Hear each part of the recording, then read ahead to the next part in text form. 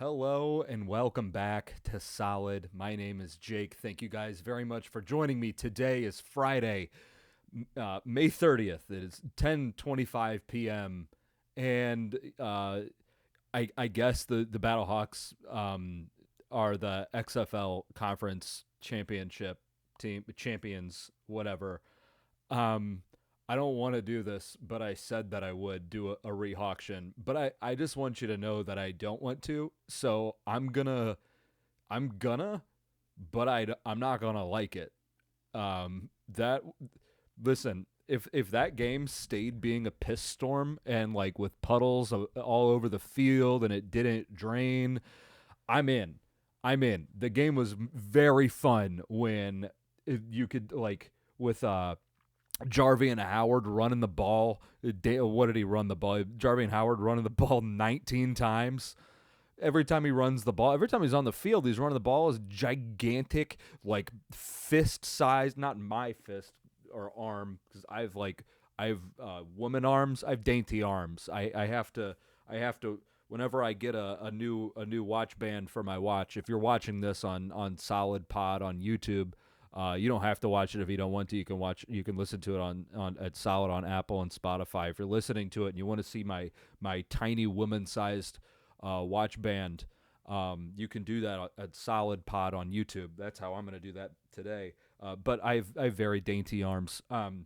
Anyway, uh, Jarvie and Howard's dreads are bigger than my arms. I have to buy women's size watch bands in order to accommodate my pathetic ailment. Whatever.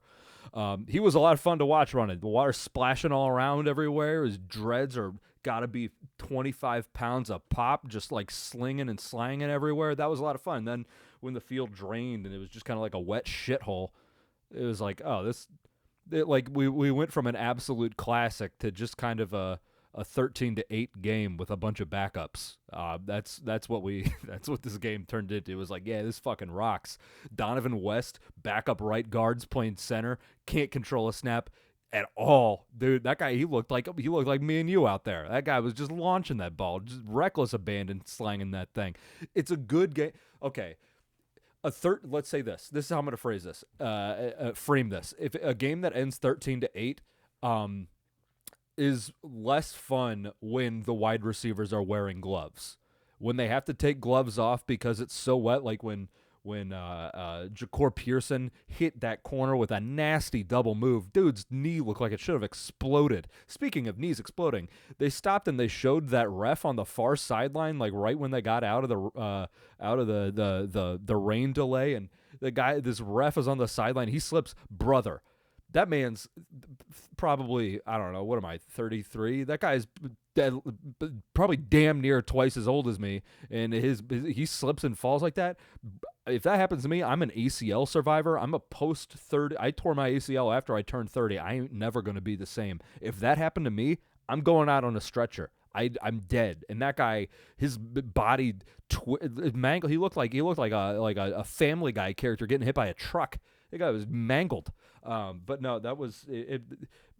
My point is, when Ja'Cour Pearson caught that deep ball without gloves on, it's like, okay, this is kind of sick. But then once everybody puts gloves back on and the game stays 13-8, it's like, well, this is kind of just shitty. It's like wasn't good. I have what I have. I have 10 notes here. I hit one. Donovan West is not a center. And if Mike Panashuk ever gets hurt, God help us. I know that the rain didn't help Donovan West's situation, but if Mike Panashuk ever gets hurt, God help us. God can't help us at that point. Next note, Ja'Cour Pearson is not good at returning punts. That one that came and doinked off the inside of his leg, like number one, the ball died because it was wet outside. If that ball didn't die because it was wet outside, which was hilarious, they came back that first punt after the rain delay just stuck in the ground like a golf shot into sand. Um, but that one hit Ja'Cour Pearson looked like maybe a little bit on the inside of the thigh, maybe caressed his shaft a little bit. Um, that's the right word for it. Is they call a football pigskin. Is a pigskin touching your dick a is that bestiality? It's not important. Um So they took him out, and then Blake Jackson ended up going in, and then also Frank Darby went in later. But or was that a kick return? Yeah, Frank Darby was a kick return when he did the really dumb fumble when he was already losing the ball, and then he brought it up even higher to hold it out for a guy. That was stupid. This game was delightful. Like this game was like just straight up dumb football. Just run the ball. How many times did the Battlehawks run the ball this game? Okay, I know I said Jarvie and Howard 19. Kevon Latulis, apparently his name is Kevon. Also, I fucking hate Chase Daniels. I hate Chase Daniels. I hate Chase Daniel. That guy is a buffoon. Chase Daniel is a buffoon. Find a bigger Jalen Hurts hater than Chase Daniel. Fuck you, Chase Daniel. The Brandon Silver ran the ball twice, so 31 runs for 146 yards. Good grief. Chevon Cordero, hey, the handoff specialist, that guy. He came in for however many snaps he did.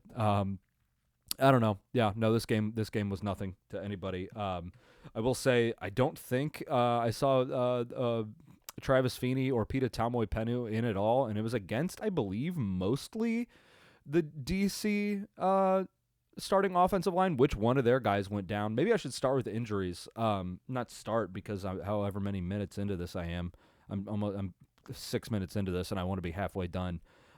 Chris Garrett jacked up his wrist. It looked like maybe when he blocked that field goal. Man, if you're kicking the ball when Chris Garrett is on the field, just know that he hates you.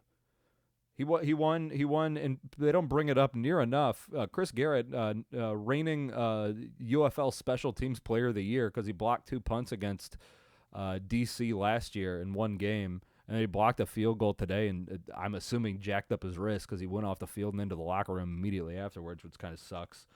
But just know that if he's on the field and you're kicking the ball, he wants to kill you. So just keep that in mind if you're listening to this and you're going to, for some reason, listen to this and also kick.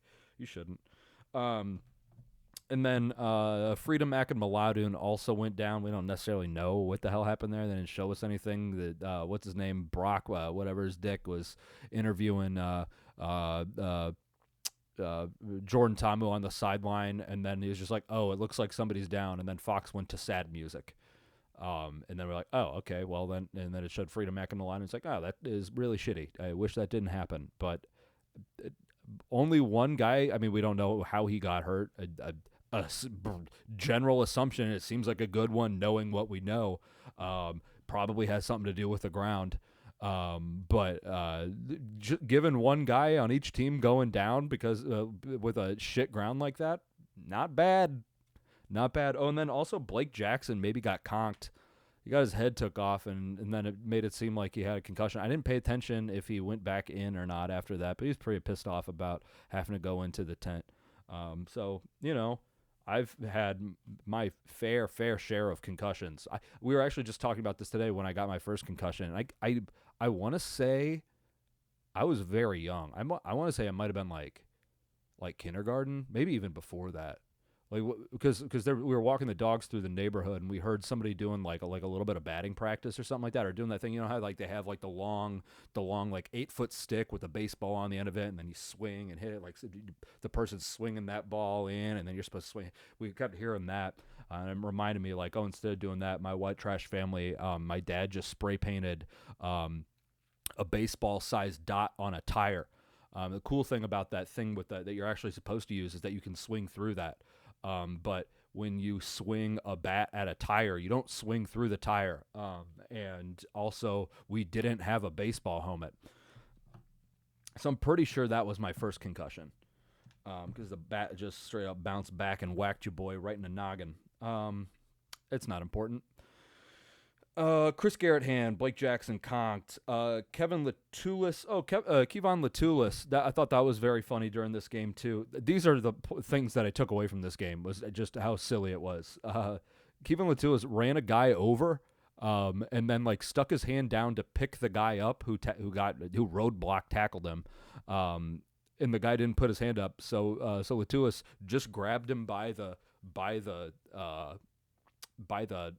chest plate, by the top of the shoulder pads, and just lifted him like a row. Just one arm just lifted him off the ground. How cool would it be to be able to be that strong? That'd be sick. That would be awesome to just row a human being, a sopping wet human being who you just ran over. Man, what a power move. But yeah, he picked up that was funny. And then the other thing, as far as not showing anything that you're going to do the next week, because you're playing this team again, I think there's a chance that I think that the Battlehawks maybe tried to outsmart DC with Brandon Silvers was doing these fake screens, and it was like almost turned into like a delayed running back draw. Not almost, it did turn into a delayed running back draw. And I'm wondering, I think that there's a non-zero chance that they were like, hey, what if we did these so that way the screens will be there next week? That way they have to pay attention to the running back draw off of a fake screen, which we have literally not done this entire season. What if we do that? So I do which is absolutely crazy. Maybe it'll work. Doubt it. The screens don't. But yeah, what the fuck ever, man. Actually, one last thing, Tony. Big Tone might get Cacaw of the Week. Big Tone, you magnificent bitch. Magnificent bitch, you. Might get Cacaw of the Week. Did not challenge in this game. He didn't challenge in this game. He didn't challenge. I'm going to consider that as a successful challenge for Tony. Congratulations, Tony. My wife is sleeping right now, or I would be yelling. Goddamn. Tony, you fucker, you didn't challenge. Way to practice your self-control. God damn. Good for you, Tony. Good for you.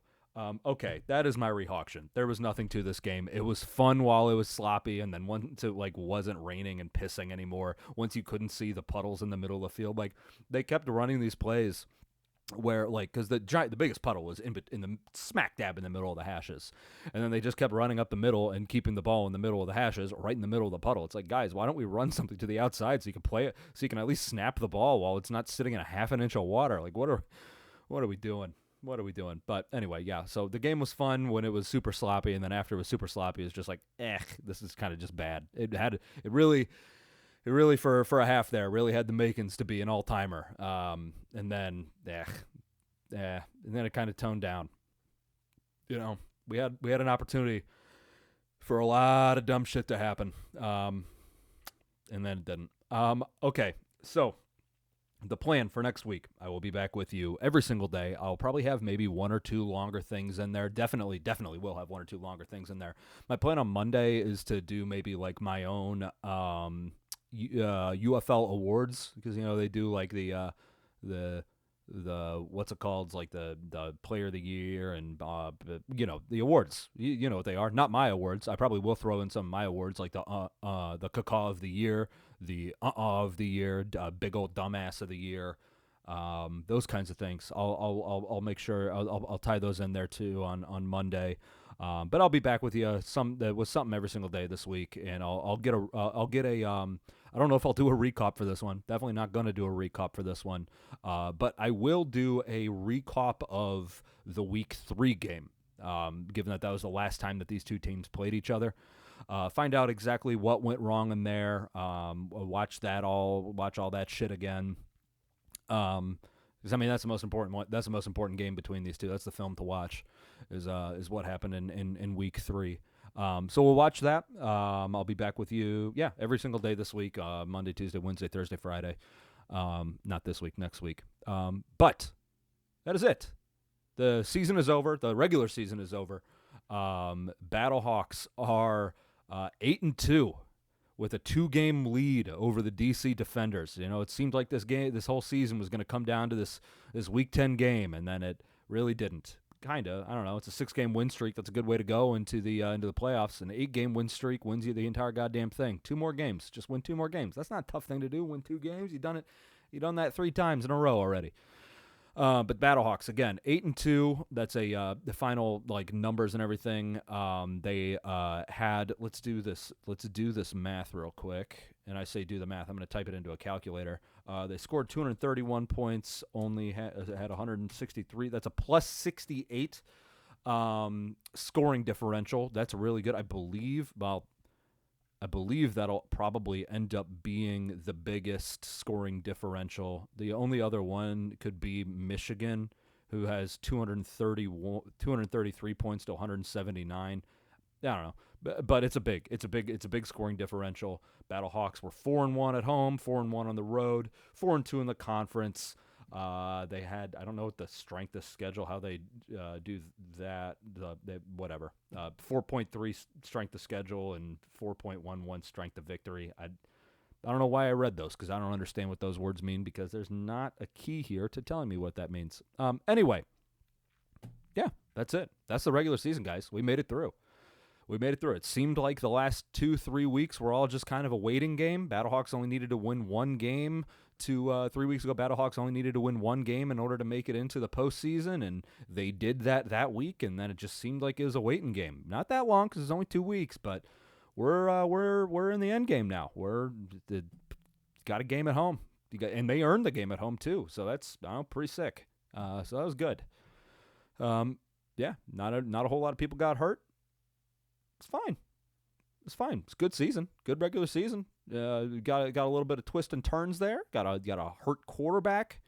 Got a new quarterback who is undefeated starting. It's all good. It's all good. We're having a good time. It is late. I'm going to get off of this, and I'll be back with you next week. Caw.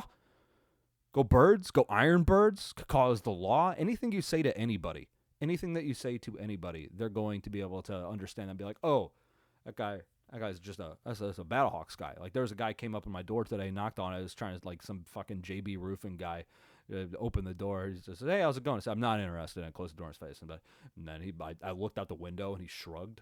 Like, this is the second time people have done this to me. Like, it might have even been the same guy as, like, a couple months ago, but he, like, shrugged. He's walking away like what do you, buddy, if you are going to be a door-to-door salesman and you can't take rejection, you are in the wrong line of work, my guy. But obviously when I said that, he was like, hey, that guy's just a Battlehawks guy. That's all it is. All right, I'll talk to you guys later.